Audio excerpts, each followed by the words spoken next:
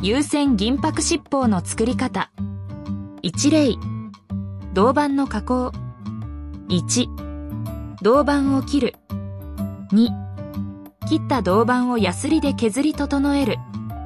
3、銅板をステンレス、金だわしで磨いて油分や汚れを取る。4、銅板に丸みをつける。5、銅板を洗う。6、ボンプロにつけて乾燥。裏面。7、裏引き特用 99H 黒不透明の乾燥した釉薬を乳鉢と乳棒ですり、ガラスを細かくする。8、裏引き特用 99H 黒不透明を洗う。9、銅板の裏面に裏引き特用 99H 黒不透明をのせ2時間から1日乾燥する。10、1回目燃焼。800度から850度、目安1分燃焼し、1日除熱させる。11、水できれいに洗う。12、サンポールに10分つける。13、真鍮金ブラシで表面を磨きながら水できれいに洗う。表面。14、下引き白 10H 白不透明の乾燥した釉薬を乳鉢と乳棒ですり、ガラスを細かくする。15、下引き白 10H 白不透明を洗う。16、銅板の表面に下引き白 10H 白不透明をのせ2時間から1日乾燥する。17、2回目燃焼。800度から850度、目安1分40秒燃焼し、1時間除熱させる。18、水できれいに洗う。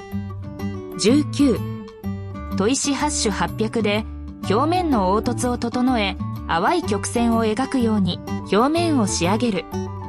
20、水できれいに洗う。銀箔貼り付け。21、銀箔を4センチ ×4 センチに切り、火で炙る。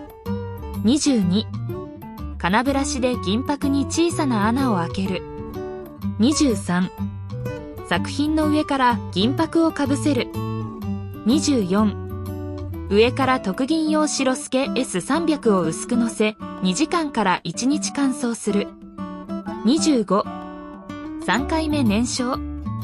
790度から810度、目安1分40秒燃焼し、1時間除熱させる。銀線貼り付け。26、銀線を折り曲げて作成。27、銀線を仮置きして配置を決める。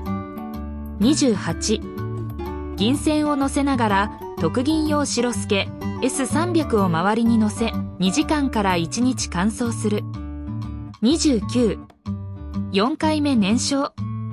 790度から810度、目安1分30秒燃焼し、1時間除熱させる。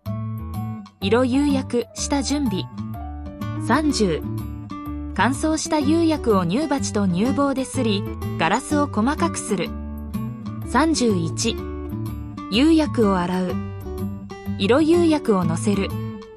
32、1回目の色釉薬をのせ、2時間から1日乾燥する。33、5回目燃焼。790度から810度、目安1分30秒燃焼し、1時間除熱させる。34、水できれいに洗う。